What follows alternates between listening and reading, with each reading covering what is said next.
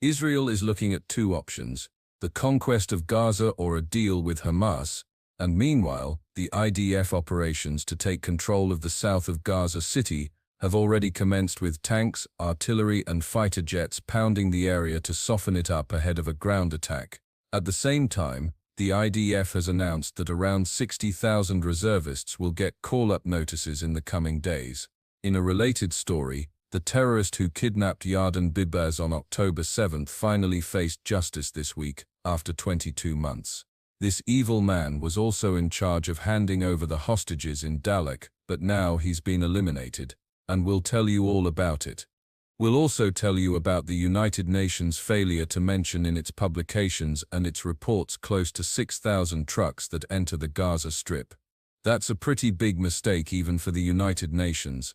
And we'll also tell you about Egypt's proposal that Hamas will deposit its weapons as a possible step to ending this conflict.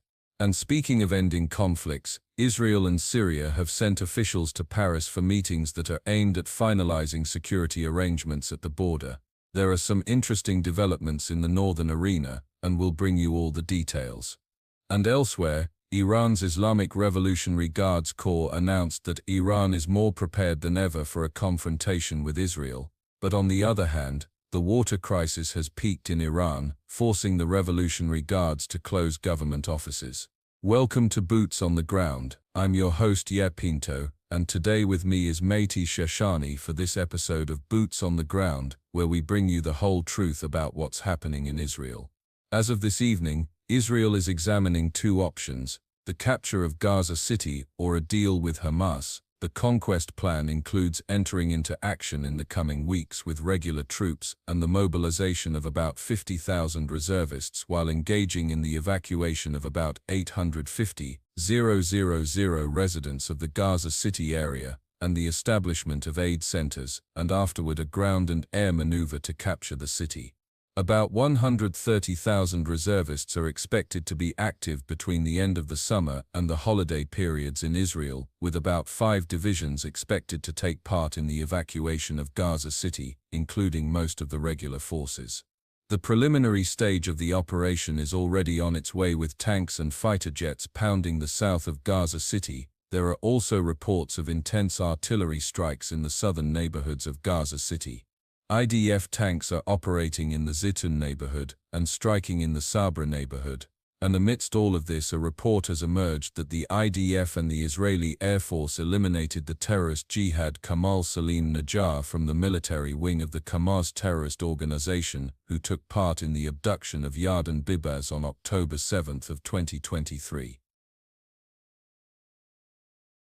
In addition, the terrorist Rassan El-Hani Salute was one of the managers of the propaganda ceremony at which Ami al-Sharabi and Orvi were handed over to the Red Cross, and according to Palestinian sources, he was eliminated in the strike in the central Gaza Strip.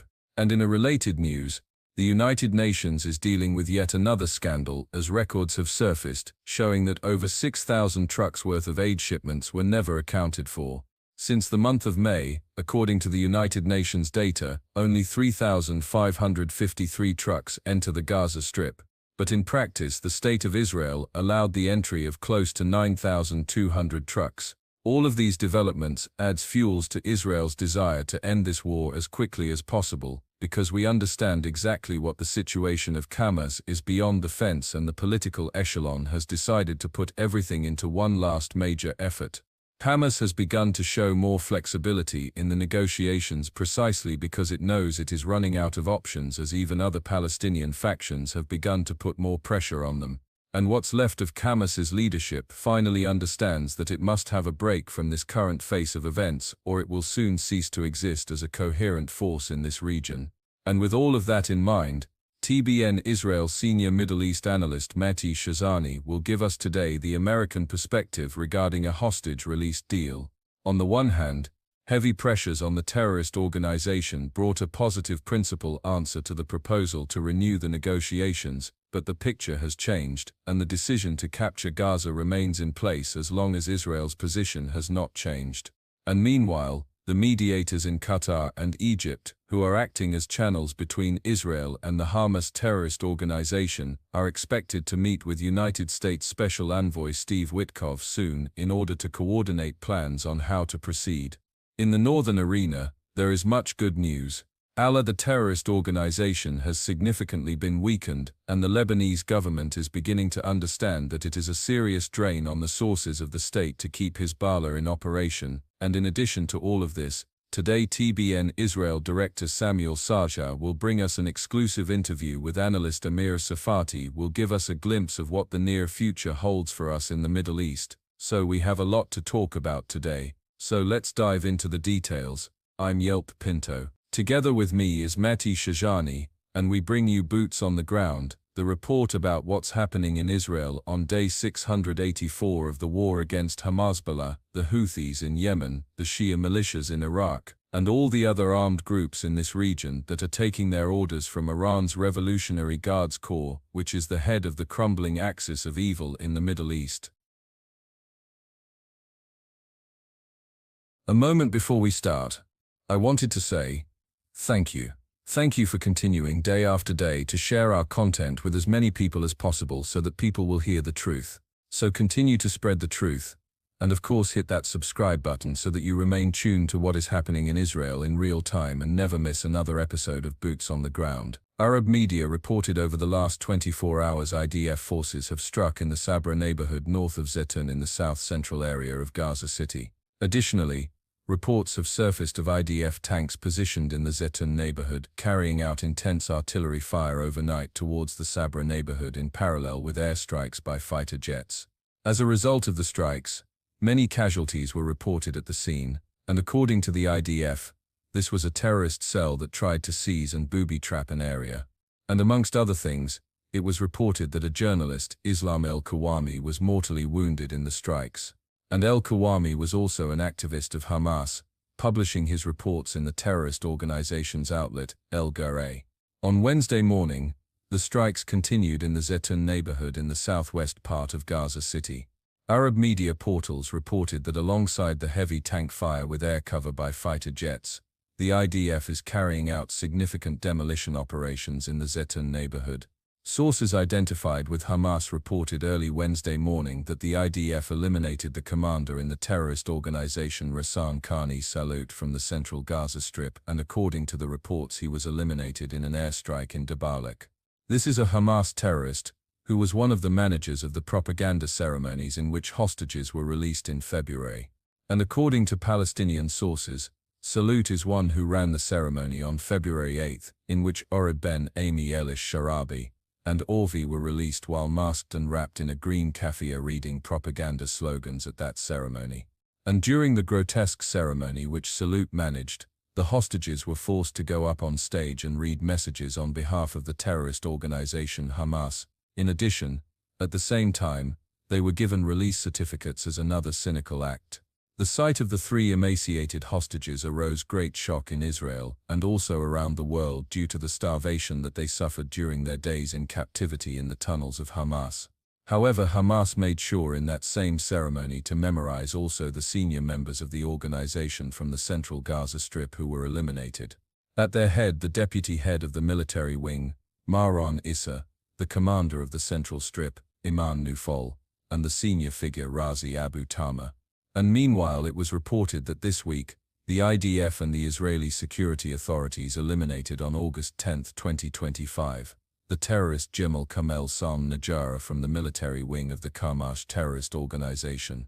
This evil man was amongst those who infiltrated kibbutz Nir O in Israel in the massacre on October 7 and took part in the abduction of Yarden Bibas. The IDF spokesperson said the IDF and the Israeli security authorities will continue to act with force against the terrorists who took part in the murderous massacre on October 7. And regarding this operation, the defense establishment said that the kidnappers and murderers of the Bibas family are at the top of the task list of Unit NI, which was established in the Israeli security authorities, and whose role is to locate and hold to account all Hamas and Palestinian Islamic Jihad terrorists who took part in the massacres in the Gaza envelope on October 7, and in the murders of the hostages. In a related story, against the background of criticism and statements from the international community and the United Nations and other bodies that claim that Israel does not allow the quantities of humanitarian aid that is required for the Gaza Strip, a comprehensive examination by the coordinator of government activities in the territories revealed a dramatic gap between the numbers of aid trucks entering the Gaza Strip and the figures presented by the United Nations. Since the month of May, according to the United Nations data, only 3,553 trucks entered Gaza. In practice, the State of Israel allowed the entry of close to 9,200 trucks. This is a gap of close to 6,000 trucks, 2.5 times the scope of aid that the United Nations claims actually entered Gaza. A statement by Koga said, "The fact that the United Nations presents only part of the aid that was actually transferred misleads the international community and creates a false picture, which directly affects media reporting around the world and the positions of decision-makers in the international arena regarding the humanitarian situation in Gaza." The United Nations presents the data via public dashboard that reports to show the full picture of all humanitarian aid, but in practice includes only the trucks transferred by the United Nations agencies and a few aid organizations that work with it. The dashboard in fact does not include aid transferred by all the actors in the humanitarian system, including various countries, other international organizations, the private sectors, airdrops, and the distribution hubs of the Gaza Humanitarian Foundation. Kogut emphasized that the data on the entry of aid that is published on an ongoing basis on a dedicated website open to the public and the international community is the correct one. On this site, there is a daily breakdown of the number of trucks that enter the Gaza Strip divided by crossings and types of goods. The data presented on the site reflects the full and accurate picture of the aid that the State of Israel allows to enter the Gaza Strip. The United Nations data on the scope of the aid, alongside repeated reports and statements by senior figures in the international community, are sometimes presented as absolute, indisputable truth. However, a comprehensive and professional examination finds that the United Nations documentation and tracking mechanisms are deficient and present a deceptive, partial and even incorrect picture regarding the humanitarian situation in the Gaza Strip. Now let's move to the status of the negotiations for the release of our hostages, but first I want to invite you to click on the subscribe button if you haven't already, so that you stay tuned to the truth in real time and never miss another episode of Boots on the Ground. I also want to speak for just a moment about a group of people everyone in Israel knows that they can depend on and how these people depend on you. We've seen how fast things can change in Israel. One moment it's calm, and the next rockets are falling, sirens are blaring, people are running for shelter. The war with Iran may have cooled for now, but no one here is pretending that it's over. The threats haven't stopped. They've just shifted. And that's where Mendavid is already preparing. When the headlines move on, they're restocking ambulances, checking gear, running drills, and training new medics. Because when the next call comes, and it will come, they need to be ready, probably without any warning or second chances, just seconds to act. And here's the truth. They cannot do it without your support. It takes resources, including ambulances, medical supplies, protective vests, and the funding to train teams before lives are on the line. So guys, if you've never wondered what can I do to help Israel, this is it. Go to savelifeisrael.com and help keep Magenta V Didame ready for what's next. Because when others are running away, they are already on the way to save lives. So go to savelifeisrael.com. Now back to the news, and Gaza conquest vs. hostage deal. Israel is still proceeding on the path towards the option of capturing Gaza City, unless the political echelon makes a decision to go for a deal. The two options are being examined in parallel, and each of them carries broad implications. The military plan includes entering into action in the coming weeks, mainly with regular soldiers alongside the mobilization of about 50,000 reservists. The initial stages of the plan include evacuating about 850,000 residents of the Gaza City area accompanied by establishment of at least 10 additional aid distribution centers. And after that, the IDF will begin a ground and air maneuver above and below the ground with the aim of completing the capture of the city. The second option is a deal with HAMAS. Israel has already agreed to a large part of the conditions that HAMAS is demanding on their end, and in the event of signing an agreement, a 60-day ceasefire will be declared. Within this framework, the IDF will gradually withdraw from the Gaza Strip to a parameter of 800 m to 1 kilometer deep from the fence, while the Philadelphia corridor will remain under full military control, and the Air Force will be limited in its activities, according to the times defined in this agreement. Alongside this, two items remained unsolved. The first concerns the Marag corridor through which the IDF break and encircle Rafah city, and it has also not yet been decided whether it will remain under Israeli control or not. The second concerns the Rafah crossings, where some reports raise the possibility that Israel will allow it to be opened in both directions, but no final decision has yet been set on this issue. So what is happening on the ground? The head of the Egyptian intelligence, General Hassan Rashad, gathered the Hamas delegation led by Khalil al-Kaya and others with representatives of 7 additional Palestinian organizations in Cairo this week. All the organizations' representatives, including those from other terrorist organizations, such as the Popular Front for the Liberation of Palestine and the Palestinian Islamic Jihad, pressed Hamas to agree to a ceasefire in order to save the residents of the Gaza Strip from a worse disaster.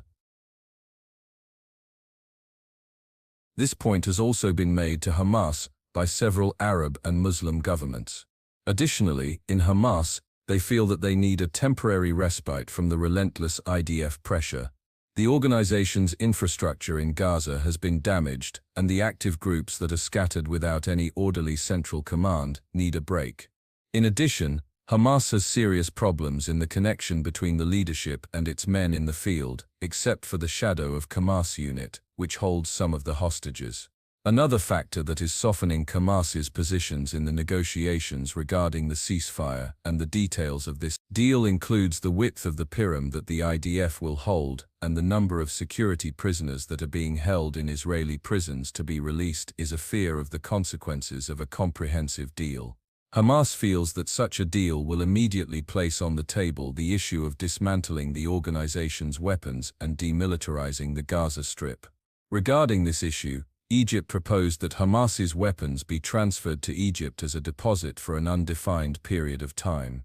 This idea arose as part of a broad plan for the day after the Gaza Strip.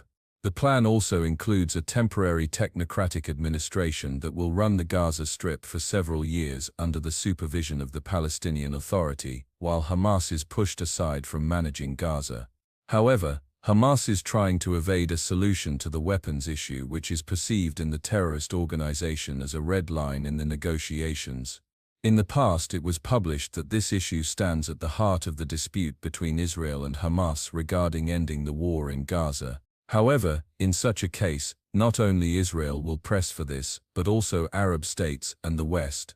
In Hamas, they seek to avoid dealing with this issue at this stage and before anything else to obtain a timeout that will allow them to reorganize inside the Gaza Strip. To sum up, Israel is demanding that Hamas's military wing cease to exist and the terrorist organization refuses this. Here at TBN Israel, we will continue to report on every development on the matter. So keep spreading the truth, share, and leave a like and a comment to help us bring this information to more people around the world. And make sure you never miss another episode of Boots on the Ground by hitting that subscribe button. And now we'll move to TBN Israel's senior Middle East analyst Mati Shashani, who will give us a broader perspective on the hostage deal through the eyes of the United States and the rest of the Middle East and why such a deal could strengthen the Hamas terrorist organization. Over to you, Mati. Thank you. Yay. So indeed the negotiation phase between Israel, the US and Hamas is entering the most important phase, the detail phase. And the headlines here are very detailed, very important, and the importance of them is found in the fact that we've entered into a negotiation that fully includes the details that will make or break this agreement. To remind you, For months now, we've been trying to reach an agreement unsuccessfully. Every single time Israel, with the help of the US of course on every account, tried to enter into a negotiation, it failed miserably for one simple reason. Hamas refused to actually delve into the details, and they always blew up figuratively of course, or literally at times, the negotiations without being able to move forward to a full hostage release. Israel's goal was and has been, at every given time, a strong desire to fully release all the hostages, both dead and alive, that are kept in Hamas captivity. And now finally we're entering into that phase. The headlines here are fascinating and important. We're talking about the security parameter around Gaza. We're talking about the number of hostages and the exchange of living terrorists that will be given back instead of them. Many of these are lifers, and we'll get to that into a second. We'll get into the phases and the timeline of this agreement, and of course who is involved, who the big players are, and what's happening. So let's take a couple minutes and really break down everything that's happening now with a negotiation between the US, Israel, and Hamas with the goal of ending the ongoing conflict in the Gaza Strip. The first thing to note is the fact that there's been immense international pressure on Hamas to enter into a deal. This has come from Egypt. It's come from Qatar. It's come from US through Witoff and others in the government, all pressing the Hamas organization, terrorist organization I should say, to enter into an agreement. And finally, it seems to be working. It's taken months of this, but it seems that the pressure is working. And this might be connected to the fact that Israel is gearing up to a full-on military campaign within the Gaza Strip that will end with a full military takeover of that area, including eliminating all Hamas or almost all Hamas fighting forces. One important thing to note here is that everything I'm going to say is pulled out of very, very partial press releases and information bits that have been made by governments. And this is something worth noticing and tracking with this entire conversation. The fact that the Israeli government releases partial information based on what they think their public and the international community are willing to hear and wanting to hear, as does Hamas, as does the American government, and of course do all the other mediators, the Egyptians and the Qataris that are involved in this story. So here's what we know so far. And again, the pieces of information here are having to be pulled together from different sources because no one's releasing official documents. It's all part of the negotiation tactic. So with the help of the US, we're now entering into the negotiation and detail phase of this agreement. The big key pieces that we need to keep attention on are the following. How many hostages were we receiving, when we're receiving them, and what Hamas is getting in return? So here are the big moving pieces in this agreement. This is all being put together by the US, and the information we have is again pulled from multiple sources, but this is the picture we have today. So we're talking about a 60-day ceasefire in a first phase. We're talking about a full ceasefire in the Gaza Strip, where Israel withdraws to certain pre-agreed lines and Hamas in advance gives us a list of all the hostages they have and the names of those who will be released at the different phases. Israel is talking about getting back, and again, this is information that we're receiving in bits and pieces through the Americans and others involved in the negotiation.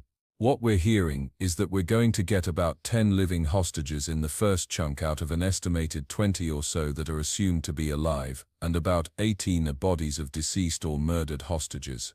In return, and this is a really big piece, Hamas also gets terrorists back, and the number here fluctuates between 130 to 150 lifers. Now, who are these people? Similar to what happened in previous rounds of hostage exchanges, we're talking about hardened terrorists. People that with their hands or planned or executed mass terrorist attacks against Israeli civilians, murdered Israeli soldiers or civilians, or, in times also, Israelis and Palestinians, as was the case in the past of Sinwar, who was released in one of the previous hostage deals several years back. So again, we're talking about a very, very painful point for the Israeli public, but something that is crucial for this agreement, the release of most of the living hostages and most of the bodies of those deceased. So we're talking about 10 in the first phase and about 18 bodies with them, and then the next a round of them in the second part of the negotiation, and also releasing again in a staggered manner, are the Hamas lifers.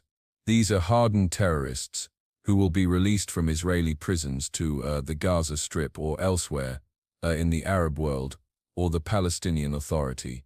Additionally, in that existing agreement will be a predetermined safety zone, a security zone that Israel will eventually fall back to, that creates a parameter within the Gaza Strip that Hamas forces can't advance to, that is without entry to any civilians or activity on the Gaza side, and allows Israel to create a security parameter where its forces can supervise and make sure that a 7th of October event never happens again.